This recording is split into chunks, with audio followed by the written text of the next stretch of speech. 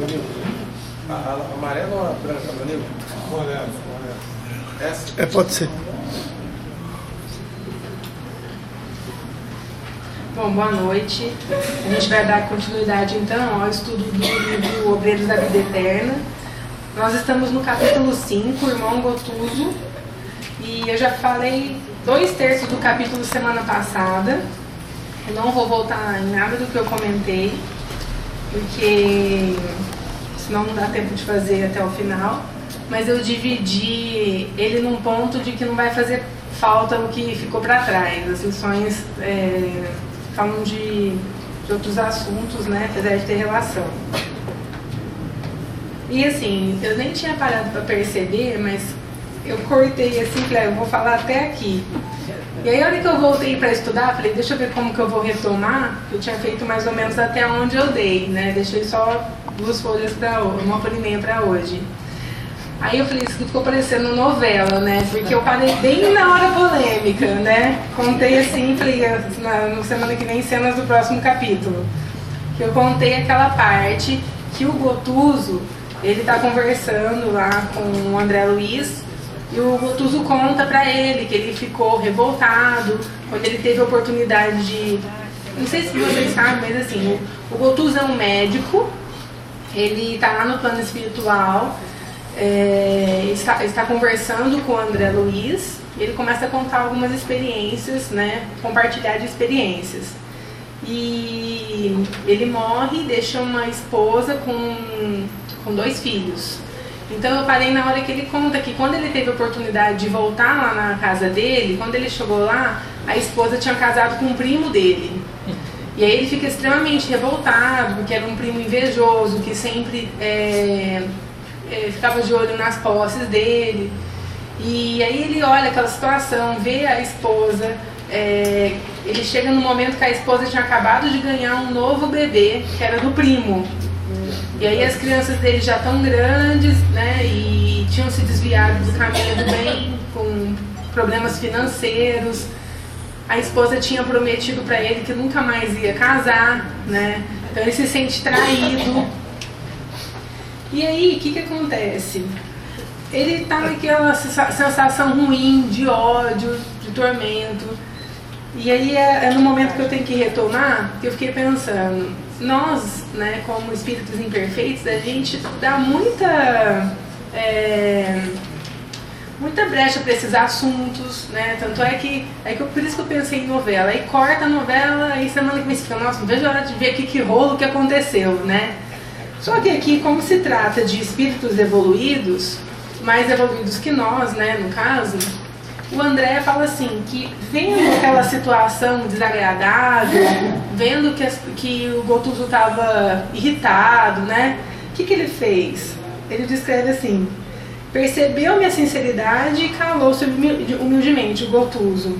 E porque o ambiente se fazia menos agradável, em face da exposição dos aborrecimentos íntimos de Gotuso, perguntei para ele modificar o impulso mental. O André, na hora que viu aquela situação, ele não ficou alimentando. Ele falou, vou cortar essa situação. Vou mudar o impulso mental do Gotuso. Isso é a primeira lição da noite, né? Será que a gente faz isso no nosso dia a dia? Quando a pessoa está contando um assunto desagradável, uma fofoca, ou sobre uma doença, a gente fica esmiuçando, querendo saber, espalha, ou será que a gente corta aquele impulso mental e tenta transformar ele numa oportunidade de aprendizado? Isso aí é um desafio para o nosso aprendizado, né? Uma meta que a gente tem que colocar toda vez que a gente... Não tem sentido a gente estudar as obras, né? Acho que a gente tem que pegar as lições dos personagens como exemplo da nossa vida, né? O que ele errou, o que eu posso fazer... E ter isso como uma meta. Então, é a frase que eu li sobre o impulso mental. Os impulsos mentais, né, inferiores desqualificam os sentimentos, enervando as energias sublimadas e tornando-as em magnetismo inferior, de sorte a pesar a carga vibratória e endurecer a sensibilidade do corpo astral, que é o perispírito, né, que a gente foi a aula da semana passada, que serve ao espírito como carro de condução e ele, animalizado, torna-se pesado e de difícil manejo. É qual animal lerdo que, mesmo sob os mais drásticos açoites, ainda é insensível ao comando. Imagina, aquele impulso inferior, ele transforma totalmente o nosso sentimento. Às vezes você acorda bem, vai trabalhar e você recebe uma notícia ruim, já muda totalmente o seu estado de espírito. Por quê? Porque aquele impulso negativo gerou um sentimento de raiva, ou de compaixão, ou de tristeza na gente. E aí a gente reage de uma forma diferente daí pra frente. É igual aquele filme da Disney, né? Ilustra bastante. Como é que chama? Divertidamente. Divertidamente, né? Vale a pena assistir, quem não assistiu. Sobre os sentimentos, né? Cada sentimento, as alas, é bem interessante. E aí, o que ele fala aqui? Deixa eu só ver aqui, que eu acho que eu pulei um pedaço. Aí, como que ele faz para mudar o impulso mental do Gotuso? Ele fala assim: e você já cooperou com tarefas reencarnacionistas? Recordei a experiência que eu acompanhara de perto em outra ocasião e narrei o que eu sabia. Aí nessa hora, o que ele fez? Ele pergunta: você já trabalhou? Ele mudou totalmente de assunto do capítulo. Você já trabalhou com tarefas reencarnacionistas? E aí o André Luiz lembra que ele já trabalhou, e ele lembra do episódio do Segismundo no livro Missionários da Luz. E aí ele conta pro Gotuso a história, né, para ver o que o Gotuso falava. Aqui ele não conta, mas eu achei ilustrado na internet, apesar de ser uns 20 slides, é bem interessante, eu acho que vale a pena passar. Todo mundo lembra da reencarnação, do preparo reencarnatório do Segismundo? Acho que tem gente que não conhece. O Segismundo, no livro Missionários da Luz, ele... O Segismundo, ele se envolveu, né, numa paixão pela Raquel. A Raquel era a esposa do Adelino, e aí ele mata o Adelino. E aí, consequentemente, a Raquel acaba indo parar num prostíbulo e todos os personagens desencarnam com ódio, com raiva, né, num impulso mental desordenado pelas consequências dos atos cometidos, né. E aí é feito lá no plano espiritual uma reunião, e o Adelino e a Raquel, eles prometeram receber o Segismundo como filho numa próxima reencarnação. E eu estava falando que podia ter um resumo, porque são 3 capítulos do livro. É o capítulo 12, 13 e 14 do Missionários da Luz, dá acho que umas 50 páginas, né? Falei, podia resumir isso de uma forma, e fiquei lendo isso. Aí eu achei, né? E ele fala assim: André Luiz e seu instrutor, você que é do Missionários da Luz, chegam à casa de Adelina e Raquel. Herculano, que trouxe Segismundo para aproximação com o casal que esperavas na entrada da casa. Isso ele está contando para o Gotuso. O Alexandre, né, e André Luiz e Herculano se aproximam de Segismundo. Então Segismundo tinha matado o Adelino e ele ia nascer como filho do Adelino e da Raquel, o qual se encontrava visivelmente abatido. Segismundo estava super abatido, com medo de reencarnar, e o casal, Adelino e Raquel, tomava a refeição da tarde com seu filho primogênito. O Alexandre, André Luiz e Herculano se aproximam da mesa e percebem que Adelino estava aflito e de pouca conversa com a esposa. O pensamento envenenado dele destruía a substância de hereditariedade. Aí o Alexandre aproxima-se e dá um passe na criança, no Joãozinho, para despertar nele o interesse sobre a conversa dos pais, para que com suas perguntas pueris ele consiga desfazer aquele mal-estar, melhorar a atitude de Adelina e mudar o clima. Mais uma vez, gente, eles usam uma criança para mudar o ambiente, né? Como isso é um remédio. E aí, profundamente comovido com a atitude interessante do filho e o diálogo amoroso da esposa, o Adelino despede-se com delicadeza não habitual e promete que eles vão orar junto naquela noite antes de dormir. Antes de dormir, conforme prometido, o casal segue com grande atenção a oração dominical proferida com emotividade infantil pelo pequeno João. O clima de preparação para a aproximação de Segismundo com Adelina melhora. Eles estavam em conflito, olha a influência espiritual, né? Pela dificuldade da reencarnação do Segismundo, que tinha sido assassinado pelo Adelino, ou ao contrário, né? Adormecidos, Raquel e Adelino abandonam seus corpos físicos. Raquel vai ao encontro da sua avó materna, enquanto Adelino vagueava no quarto angustiado e espantadiço. Obviamente, assim, a Raquel, ela era mais espiritualizada, rezava mais, então ela foi ao encontro da avó. E ele, coitado, ficou perdido ainda no quarto. O Adelino apavora-se ao ver Segismundo. Alexandre interfere, lançando raios magnéticos tranquilizadores sobre ele. Em seguida, convence Adelino de que Segismundo não lhe deseja mais nenhum mal, que está em busca do seu perdão e do acolhimento paternal dele. Olha toda a preparação que há no plano espiritual para uma reencarnação. Comovido com as explicações de Alexandre, Adelino aceita o pedido de perdão de Segismundo, seu algoz em vida pretérita, dissipando, nesse momento, as pesadas nuvens de ódio que inodeloava seu perispírito e escondia sua condição de espírito elevado e nobre. Olha aqui, mais um exemplo, né? Como o impulso mental limpa, purifica o nosso perispírito. Para a gente parar para pensar que isso aqui faz parte do tratamento, né, de qualquer paciente. Como que a gente pode fazer para melhorar? Muitas das nossas doenças são reflexos de coisas marcadas no nosso perispírito. A gente falou muito disso da semana passada. E para que haja uma cura, precisa ter uma limpeza no perispírito.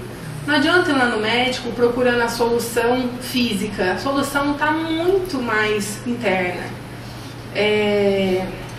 Então eu atendi uma pessoa com uma lesão na perna que não cicatriza, e aquilo fica purulento e tal. Aí uma hora eu falei, olha, se a senhora não procurar um tratamento espiritual, a senhora não vai sarar. Porque a senhora já fez um monte de biópsia, veio tudo inconclusiva, não é câncer, mas você acha que é fácil viver dessa forma? Ninguém sabe a minha cura? Eu falei, então só que ninguém da terra sabe a sua cura. Se a senhora não acoplar um tratamento espiritual, isso não vai cicatrizar. E aí fui explicando para ela sobre perispírito. Eu falei, não, se ela acredita ou não sei, mas eu preciso passar para ela o que eu sei. O que ela vai fazer com essa informação? Ela pode sair daqui e falar na porta, essa médica é louca, né? No convênio e falar, nossa, mas eu acredito nisso e eu tenho que passar isso para ela, né? Porque vai que ela acredita e se cura. Outras pessoas podem ser curadas através disso, né? E aí, satisfeito com o trabalho da noite, então, comovido com as explicações, Adelina aceita o pedido de perdão de Segismundo, seu algoz em vida pretérita, dissipando nesse momento as pesadas nuvens de ódio, né? E há essa purificação no perispírito. Satisfeitos com o trabalho da noite, Herculano Alexandre e André Luiz e Segismundo deixam a casa de Adelina e Raquel para retornar na semana seguinte para começar o processo de reencarnação. É um exemplo muito ilustrativo, né, gente? Essas fotos são tiradas de um site de evangelização espírita. Tem quase todas as obras de André Luiz. Quanto mais a gente estuda, mais a gente... procura lá. Eu coloquei assim, para procurar. Reencarnação de Segismundo, imagens. Aí apareceu a imagem, eu cliquei na imagem, fui... E você vai se descobrindo tanta coisa, né? Que você fala... Às vezes eu acho que a espiritualidade abrindo portas, né? Porque eu acredito muito no auxílio da espiritualidade no preparo da aula, né? Então eu fui tomar banho pensando, nossa, podia dar um jeito, né, de resumir esse capítulo. Eu saí do banho, sentei no computador e achei as figuras. Falei, nossa, obrigado, né? Eu tenho certeza que as coisas vão aparecendo. André, Luiz e Alexandre, aí o que acontece? Depois de uma semana eles voltaram, chegam a casa na véspera da ligação do espírito do Segismundo com a matéria orgânica. Lá encontraram Herculano e Segismundo, na companhia de espíritos construtores que iam trabalhar na formação fetal. O ambiente familiar continuava cercado de afeição. Alexandre examina os mapas cromossômicos planejados de Adelino, com a assistência de espíritos construtores. Vai muito mais além do que a gente imagina, a gente não consegue compreender como que é esse processo de reencarnação. Esse capítulo, eu fiquei tão envolvida com esse capítulo nessas últimas 3 semanas, que eu acho que eu li ele umas 10 vezes.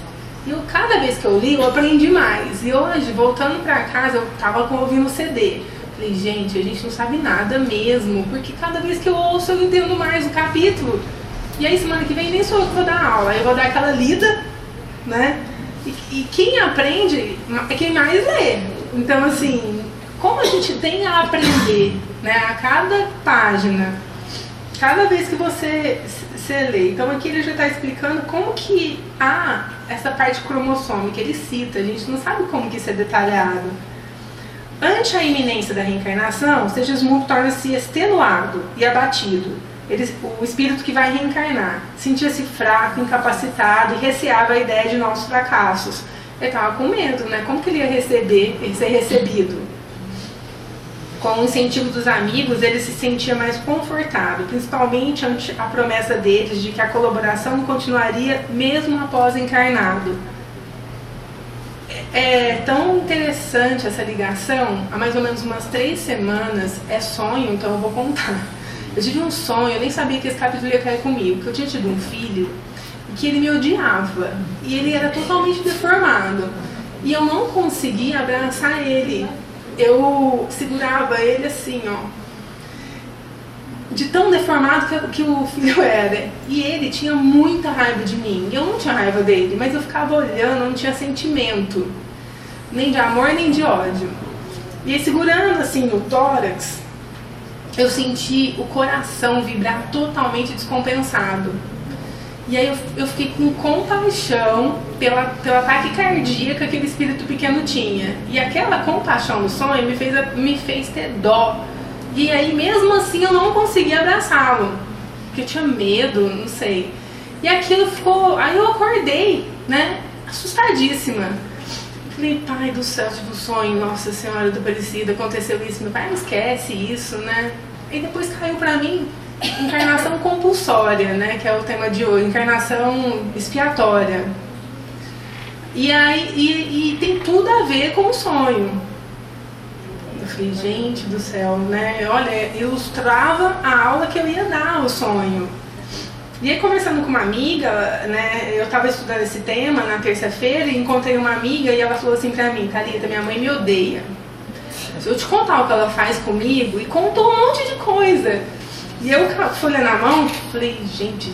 Aí eu falei, não, deixa eu te falar uma coisa, você precisava ler isso aqui, ó. Não, se for espiritismo, eu não quero saber. Aí eu falei, não, tá bom. Aí passou um pouquinho, ela contando, falei, não, mas deixa eu te contar aqui o que tá escrito aqui. Aí ela ficou interessada, não, deixa eu ver. E aí eu comecei a explicar pra ela. Falei, ó, eu sei que pra você não tem sentido nenhum, porque ela não é espírita.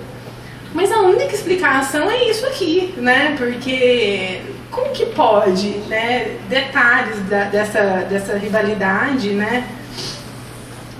E aí nessa hora aqui o Segismundo ele está recebendo os passes para que ele possa ter força. Muitas vezes acontece aborto espontâneo, não é? O espírito ele não tem coragem de encarnar.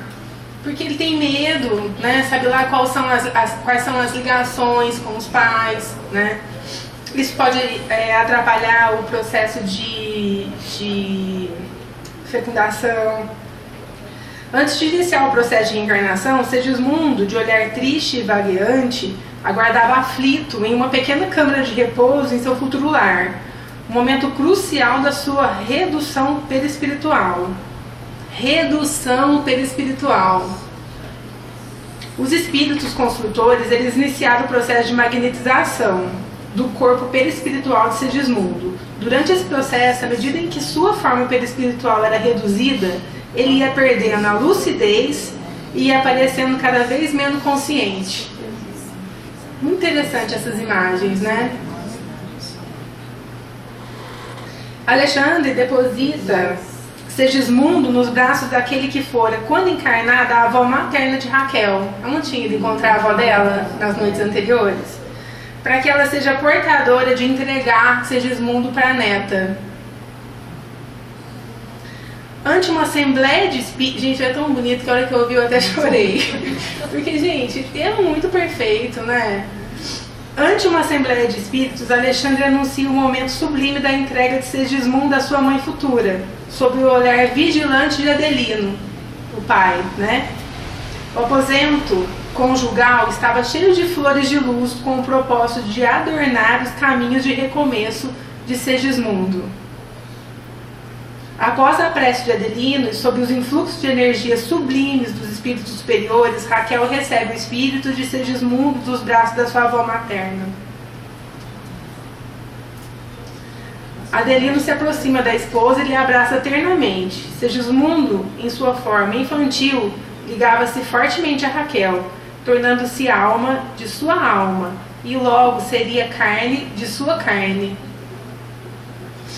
Naquela noite, após a união genésica de Adelino e Raquel, Alexandre analisa a corrida dos espermatozoides em direção ao óvulo.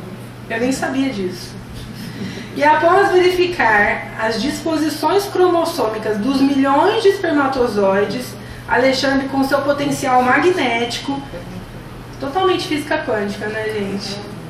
Sintoniza aquele mais apto para a organização do corpo planejado de Segismundo. Gente, até o espermatozoide recebe uma influência para que seja perfeito o planejamento, né?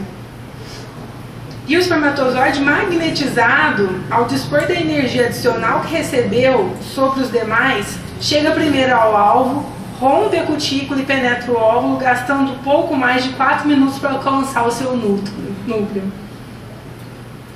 Sob o influxo magnético de consultores espirituais, a forma reduzida de Segismundo é ajustada ao útero materno, terminando assim a operação inicial de ligação do processo reencarnatório.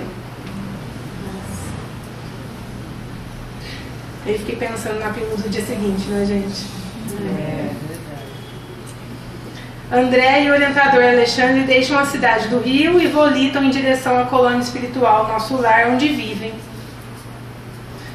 Então, assim, apesar de ser um pouco extenso, eu acho que foi assim, é bem ilustrativo, eu aprendi bastante vendo essas imagens, né? Pensar que isso aqui é dado num curso de evangelização, se a gente puder orientar as crianças, né, para essa realidade, quantos abortos estão evitados, né?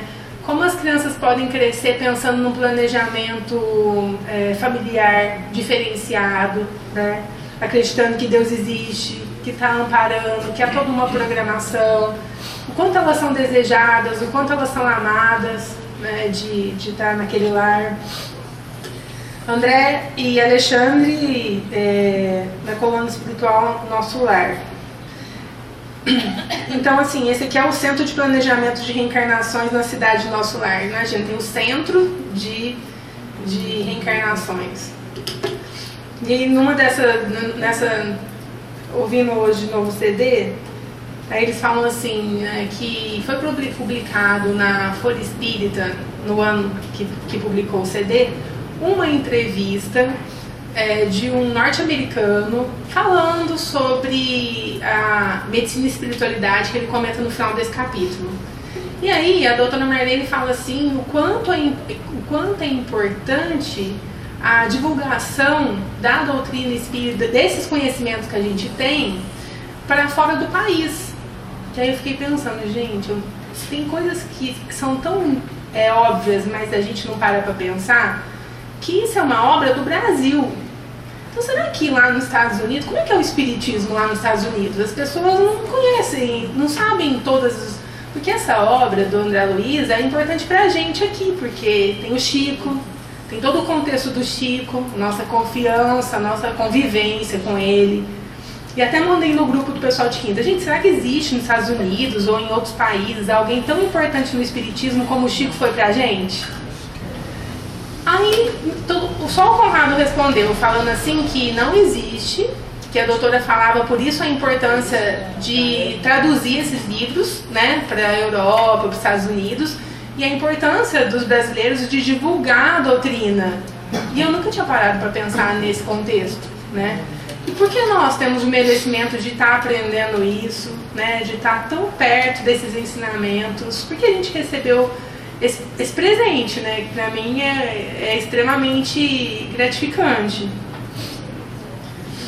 E aí o Gotuso fala assim: André, você está me contando sobre um tipo de reencarnação muito bonito. Eu trabalho sim, só que eu trabalho com reencarnações expiatórias, né? Você conhece um caso de reencarnação de natureza superior? Gente, e é natureza superior, pensa, o Segismundo matou o Adelino. E o exemplo é de reencarnação superior. Imagina todo o amparo que ele recebeu, mesmo sendo um assassino, né? Ter sido um assassino. E ele fala, você tem um exemplo de natureza superior, um caso em que o interessado se fizera credor da gentileza de vários amigos que o auxiliaram. Aqui onde eu trabalho é diferente, ele fala. Imagina qual é o grau de espíritos que o Gotuso trabalha. Ele fala assim, acompanhamos situações dolorosas através de incidentes desagradabilíssimos para a sensibilidade. São trabalhos reencarnacionistas de ordem inferior, mais difíceis e complexos. Não calculo que seja a verdadeira mobilização de inúmeros benfeitores sábios e piedosos dos planos mais altos que nos traçam as necessárias diretrizes. Por vezes surgem problemas tortuosos no esforço de aproximação e ligação dos interessados ao ambiente em que serão recebidos, de tal modo deploráveis que muitos angustiosos para nós se fazem as situações, sendo imprescindível o concurso elevado de obreiros. Por isso o nome, obreiros da vida eterna, né, dos trabalhadores. Imagina, a gente viu toda essa ilustração aqui da reencarnação de Segismundo, o quanto a espiritualidade teve trabalho para poder fazer isso dar certo. Imagina quanto a espiritualidade trabalha para que as reencarnações expiatórias sejam concluídas. Eu não gosto muito de colocar aqui os textos, mas são três parágrafos que não tinha como. Então, segue-se a reencarnação expiatória de inenarráveis padecimentos pelas vibrações contundentes de ódio. São coisas irreversíveis. Naquele caso que ele fala que é uma reencarnação de natureza superior, também tinha ódio do Adelino. Mas e aqui? Ele fala que tem muito ódio, humilhação punitiva, e fala que o livre-arbítrio, que é garantidor de crédito natural, pode solicitar modificação e apresentar exigências justas. Ontem eu estava explicando para o meu pai, né, por telefone o capítulo, e ele falou, mas e o livre-arbítrio? Eu falei, então, chegando no capítulo, no parágrafo do livre-arbítrio.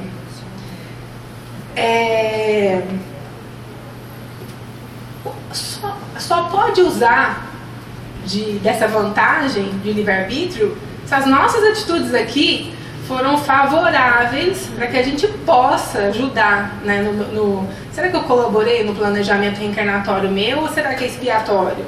Como é que será que foi? O quanto eu pude solicitar, pedir, interceder para que a minha reencarnação fosse desse jeito?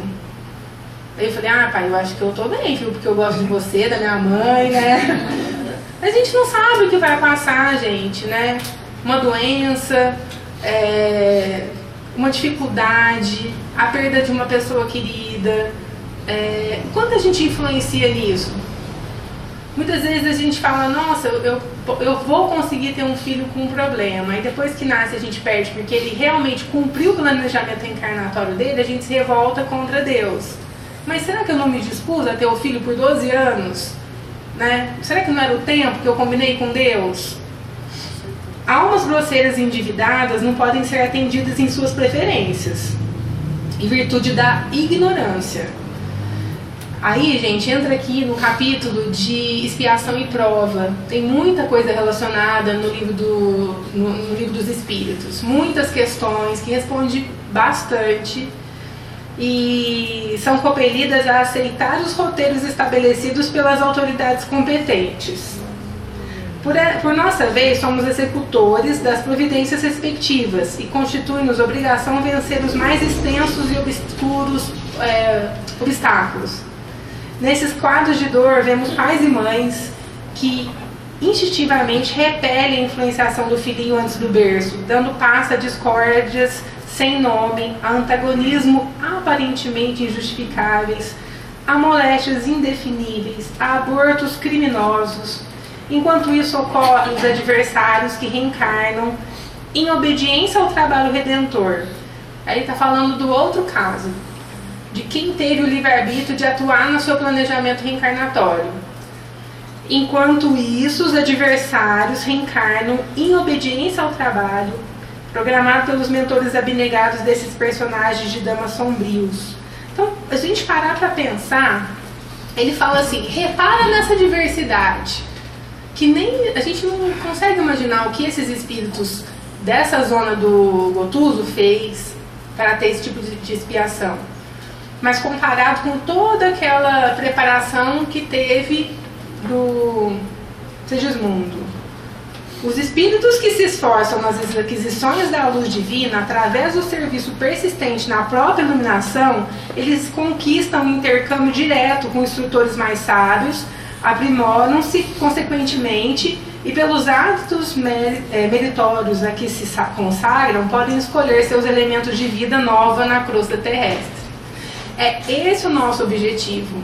A gente tem que se esforçar ao máximo, a gente tem que executar ao máximo as nossas qualidades, colocar em prática tudo que a gente aprende, para que a gente, nem se for um capítulo, gente, a gente possa participar do nosso planejamento reencarnatório, né? Para que isso não seja assim uma determinação da espiritualidade simplesmente, porque eles consideram tudo que a gente faz. Os servos do ódio, do desequilíbrio, da intemperança e das paixões, que se preparam que se preparem para as exigências da vida. Aos primeiros, a reencarnação será verdadeira bênção em aprendizado feliz. Todavia, aos segundos, constituirá necessário e legítima imposição do destino criado por eles mesmos. Pode falar.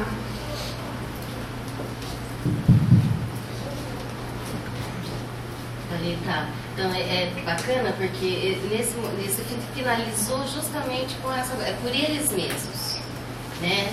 Essa determinação, quando o espírito perde o livre-arbítrio em função de encarnações anteriores em que ele fez jus a perder esse livre-arbítrio, não é uma questão exterior, é a própria consciência dele que foi se formando ao longo das milhares de encarnações e ele foi perdendo essa condição de escolher, né? Mas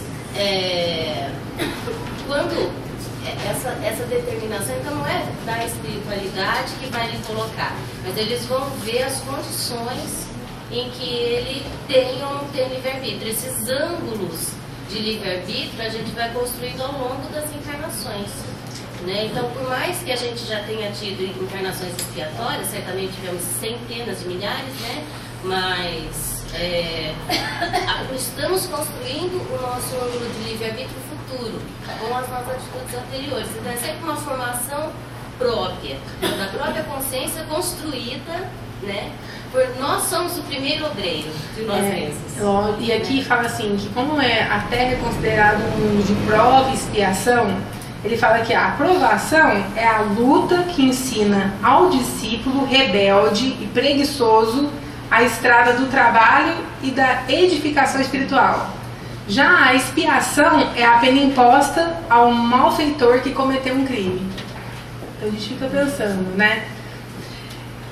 E aí o André Luiz vira pro Gotuso e fala assim: Gotuso, mas você, frente a toda essa experiência, Como é que você conserva esse ódio no seu coração com relação a seu primo? Como é que você não perdoa a sua esposa? Porque se a gente tivesse ficado viúvo na idade dela, 30 e poucos anos, a gente também casaria, né?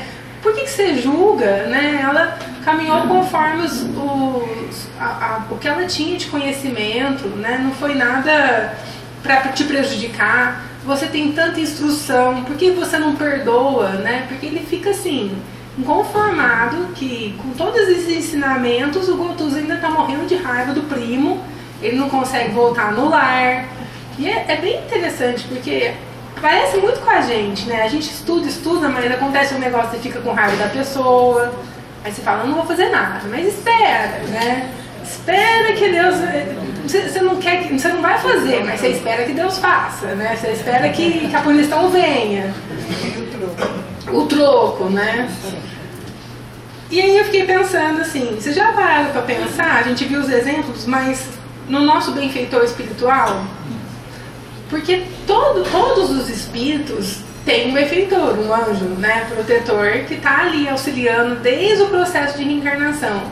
Imagina, gente, o benfeitor espiritual de um espírito, né, nessa qualidade, ou seja, da gente.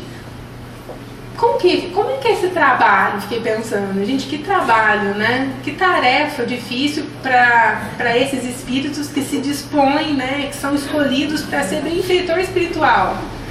E no Livro dos Espíritos, na questão 501, ele fala por que é oculta a ação dos espíritos sobre a nossa existência e por que quando nos protegem não o fazem de modo ostensivo.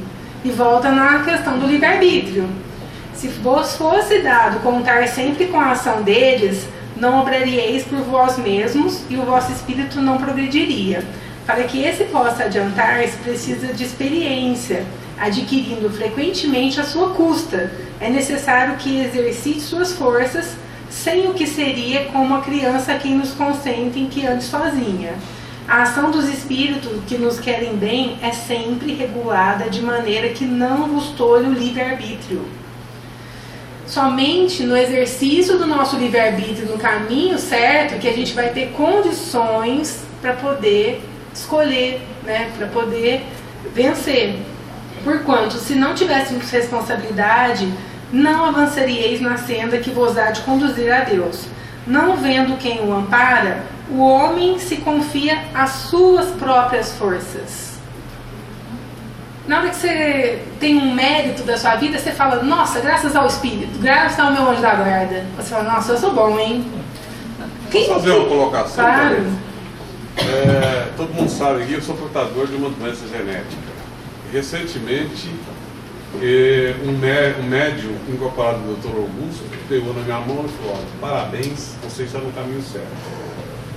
Então eu não sei se vai ser nesse plano, nessa vida, que eu vou resolver esse problema genético. Mas que vai ser resolvido, vai. Claro, imagina que o Senhor já está tratando o seu perispírito, né? E esse tratamento é o mais importante, né? Porque está vindo dessa zona para o seu corpo físico. Né? Só do Senhor ter o esclarecimento, as informações, o Senhor lutar, né, para que essa cura aconteça, toda a espiritualidade está ajudando. Imagina seu benfeitor, como ele fica alegre de ver o Senhor compreendendo o seu problema e o Senhor ajudando ele a te ajudar, não é? Porque imagina o benfeitor de uma pessoa que nem tem esse esclarecimento, nem tem noção sobre espiritualidade. Não é difícil. E às vezes ele vai ficar só revoltado, meu Deus, eu nasci desse jeito, né? Sobre ele, entretanto, vela o seu guia, e de tempos a tempos librada, advertindo o perigo. E aí eu fiquei pensando, né, sobre esse papel do benfeitor. O quanto é significativo nas nossas vidas. O quanto. Oi. Só aproveitando isso aí, na Revista Espírita de 1858, o Kardec nos traz uma manifestação de São Luís e Santo Agostinho. Dá pra gente ver direitinho quando é um e quando é outro. O estilo é bem diferente. E Santo Agostinho é bem claro quando fala sobre o anjo da guarda, que a gente deve questionar o anjo da guarda, conversar com ele, porque agora é que é o negócio. É um espírito puro, ou seja, é do nível de Jesus, né, puro, aí tem as hierarquias entre eles, com uma missão penosa de cuidar de nós. Então, quer dizer, ele foi claro, o anjo da guarda tem uma missão penosa e que ele aceita. E ele sim pode tolher o nosso livre-arbítrio, porque ele só faz o que Deus determina. Então, quer dizer, é ele que... Agora, eu vou mais longe. Nós não temos livre-arbítrio aqui. Nós temos liberdade assistida. Que a Terra ainda nós não podemos ter livre-arbítrio, senão a gente faz miséria. Né? Então, com liberdade assistida já fazemos isso, imagina se fosse livre-arbítrio. E aí, ele, nessa hora, chegam para ele chamando o Gotuso para continuar as atividades, né? E aí o Gotuso se despede de André e fala, eu tenho que ir, né? Estão me chamando. E aí ele fala assim, ele conclui assim, na esfera carnal, na qualidade de médicos, nossas obrigações resumiam-se ao exame detido das enfermidades, com indicações clínicas ou intervenção cirúrgica, e ao fornecimento de diagnóstico técnico que outros colegas confirmam, quase sempre por espírito de solidariedade dentro da classe. Olha como é muito, como se fala, primitivo, né? A gente ficar nesse tratamento apenas físico. Você trata da forma e não da forma que é o perispírito. E ele explica para o André, porque os dois são médicos, mas aqui a paisagem modifica-se. Cabe-me usar a língua como estilete criador de nova vida, de vida nova. A casa está repleta de cooperadores que trabalham servindo-lhe ao programa de socorro e se submetem aos nossos cuidados de orientação médica simultaneamente. Não basta, porém, que eu lhes diga o que sofrem, como eu fazia antigamente. Se chegar para o paciente e falar, você está sofrendo por causa disso. Como que eu vou fazer? Como é que vai ser o start para que aquele paciente possa deixar de sofrer e ter uma cura verdadeira? Devo funcionar, acima de tudo, como um professor de higiene mental, auxiliando-os na germinação e no desenvolvimento de ideias reformadoras e construtivas que lhes elevam o padrão de vida íntima. Distribuímos recursos magnéticos de restauração com todos os necessitados, reanimando-lhes a organização geral com os elementos de cura ao nosso alcance. Não sem ensinar, entretanto, a cada enfermo algo de novo que lhes reajuste a alma. No outro tempo, tínhamos o campo de ação apenas na célula física. Presentemente, todavia, nossa atuação na célula mental. Graças a Deus, hoje, a gente já consegue começar a exercer esse paradigma médico-espírita, né? Isso aqui é uma coisa que nós da AME temos sim, trabalhado bastante, estudado, né? E eu agradeço a Deus. O primeiro dia que eu vi a doutora Marlene num congresso, foi numa jornada que teve, que eu sentei e fiquei, gente, maravilhada com tudo que ela explicava. Eu falava, eu não acredito que isso existe. E aquilo, assim, me preencheu de uma certa forma que eu fiquei, assim, totalmente abalada, né? E eu falei, gente, eu preciso seguir esse povo, onde que eles estão? Eu tinha acabado de chegar aqui em São Paulo e pra mim foi, assim, o maior presente. Mas é claro que a espiritualidade me guiou aí ali, né? Eu lembro que eu li aquele cartaz no servidor e falei, vamos lá ver isso aqui, né? E acho que a espiritualidade ficou vibrando pra eu não desistir. E aí eu conheci. Então, assim, de antemão, tô passando aqui para vocês, nós da AME, a gente está em um grupo desenvolvendo até um curso sobre noções de saúde e espiritismo para trabalhadores da casa espírita. Vai ser um curso extremamente interessante, está sendo preparado assim com muito carinho. A Fernando, o Leandro, o Pablo, o Marcelo Saad, o Fábio, que é geriatra, e eu.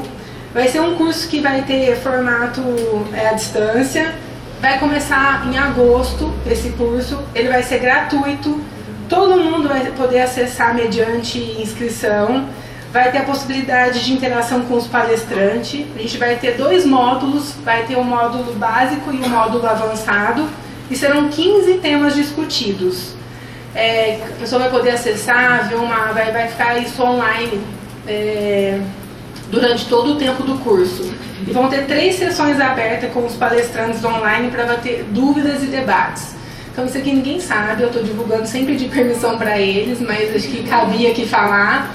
Nós vamos divulgar daqui um pouco, a gente está enviando, finalizando os convites para os palestrantes, mas já fechou todos os palestrantes.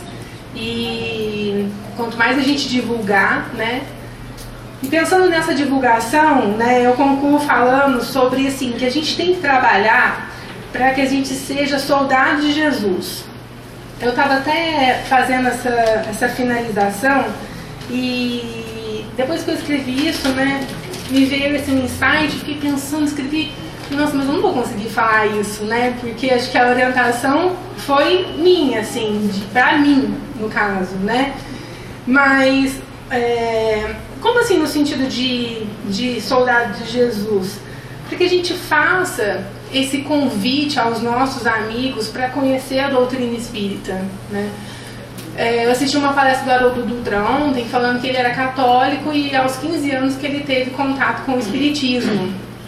E ele começou a frequentar um centro em Uberaba que fazia o estudo sistematizado do Evangelho. E era através do Honório Abreu, né? Abreu, ele tinha 15 anos. E ele falou assim que quando ele teve contato, ele ficou assim, extasiado com aquelas informações do Evangelho, a forma como isso era explicado para ele. E esse Honório, vendo que ele estava entusiasmado, sentou com ele um dia, né, e falou assim: vem aqui que eu vou te ajudar a estudar o Evangelho. Isso vai tão de encontro com a gente que eu tinha ligado no Portal Ser essa semana para perguntar se eles sabiam de algum estudo sistematizado do Evangelho, que como eu ajudo aqui no Evangelho de quinta-feira, e eu falei assim, a gente tem que arrumar algum jeito de mudar esse livro que eu já cansei dele. E aí eu estava estudando sobre estudar o Evangelho de forma sistematizada, será que o Haroldo comenta capítulo por capítulo, né? Porque a gente já tem toda a obra da doutrina, do André Luiz comentada pela doutora, isso é um presente. Então eu estava pesquisando se tem algumas pessoas aqui que comentaram, trabalho de preguiçoso, né? Porque eu podia sentar lá, mas assim, ajuda. E aí a gente pega e aí ele conta que o Honório sentou com ele e explicou para ele como que ele estudava. E a metodologia que ele explica está no livro Renúncia, que a Alcione aprendeu como estudar com o padre Damiano, que é Emmanuel. Imagina, gente, olha essa informação. E como que era? Ele falava assim, que eles estudavam um versículo por dia no culto e fazia com que buscava os princípios da doutrina espírita dentro desse versículo. E você pesquisando, gente, é que eu falo, a espiritualidade vai te guiando quando você tem interesse. Eu fui parar num site, né, do Portal Ser, que vocês devem conhecer, que é o Miudinho, né? O Miudinho estuda os evangelhos, eles estão estudando o Evangelho de Mateus, que eles já estão há 5 anos estudando. Ele falou assim que nessa velocidade eles vão demorar 30 anos para acabar o Evangelho de Mateus. Mas assim, é tão profundo. E aí semana passada a FEB lançou os evangelhos, então o Evangelho de Mateus, de João. E aí eu falei, não, eu jurei que eu não vou comprar mais nenhum livro enquanto eu não ler todos. Mas aí eu tive que comprar um. Aí eu olhei, vou levar Mateus. E aí eu já achei de Mateus. Falei, olha, a espiritualidade me ajudando a estudar o Evangelho de Mateus. Então, eu acho que são tantas informações que enriquecem a gente, o quanto a gente aprendeu hoje sobre espiritualidade, sobre reencarnação, o quanto a gente passando essas informações para os nossos amigos, isso pode ajudar, pode salvar a vida, gente. Então, o propósito nosso é que a gente se coloque como soldado de Jesus, para que a gente trabalhe para Deus, para que a gente leve essas informações para outras pessoas, porque isso pode ser consolador, né? Isso pode realmente... Eu vi o último parágrafo que fala sobre a função do médico espírita, mas acho que vai muito além disso, porque a gente vê que a cura está em nós, né? E todos nós podemos ser médicos do nosso próximo. Uma palavra, uma amizade. Às vezes a pessoa vai no médico hoje, é tão mal atendido, que ela chega em casa e conversa com o vizinho, ela melhora muito mais de desabafar com o vizinho do que no médico que ela foi, não é verdade? Por quê? Da forma como a pessoa viu ela, da forma como a pessoa acolheu. todo mundo tem esse poder de cura, né? Todo mundo pode trabalhar para Jesus. E aí, para finalizar, ele fala assim: quando entenderes a mensagem oculta em teu benefício, passarás a dar também com uma mão sem que a outra veja. E aí eu pensei no benfeitor, né? O benfeitor que nos ajuda na questão que a gente comentou do Livro dos Espíritos. Por que o benfeitor não aparece? Por que isso é tudo invisível, né? Quando a gente entender a mensagem oculta da espiritualidade a nosso benefício, do nosso mentor a nosso benefício. Quanto o nosso benfeitor nos ajudou hoje, vocês têm noção? Alguém sabe o que ele fez? Tudo oculto. Não sei nem quem é. Eu sei um pouco. A gente vai passar a dar a mão, né? Sem que a outra vai passar a dar. É muito automático, né? Então, é isso que eu tinha para passar hoje. Thalita, existe um católico espírita? Espiritual. Aí você pergunta pro paciente: o que você é? Eu sou católico espírita. Vários respondem, né? Acho que é voltado para essa espiritualidade. Eu só saio daqui com o final da novela do Doutor. Então é isso que eu tive. Eu aprendi muito estudando esse capítulo. Eu fiquei muito emocionada aqui hoje, a hora que eu vi o Souto ali sentada. O Souto me ajudou muito durante a faculdade. Durante a faculdade eu frequentei